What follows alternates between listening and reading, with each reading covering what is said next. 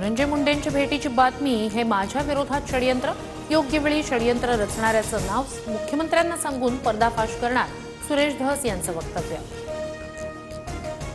पक्षाध्यक्ष नात्यानं दोन्ही नेत्यांची भेट घडवली। धस मुंडे भेटीवर चंद्रशेखर बावनकुळे यांचं स्पष्टीकरण, भेटीच्या तारखेवर बोलण्यास मात्र बावनकुळेंचा नकार।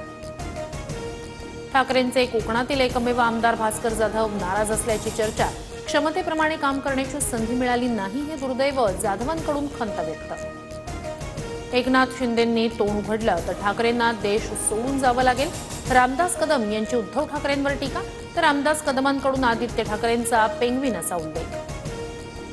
पक्षाचं धोरण असलं तरी निवडणुकीतील पक्षाच्या पराभवासाठी ईव्हीएमला दोष नको, निवडणुकीतील पराभवासाठी आपणच जबाबदार, मनसेच्या बैठकीत अमित ठाकरेंची परखड भूमिका।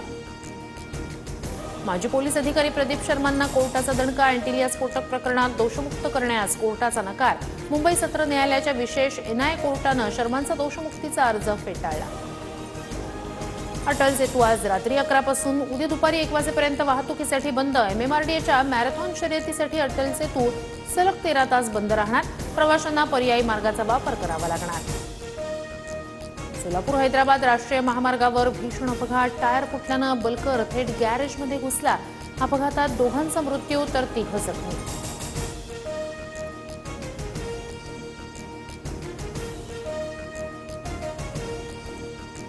शिवराज राक्षे आणि पृथ्वीराज मोहोळ यांच्या कुस्तीच्या निकालाची चौकशी होणार।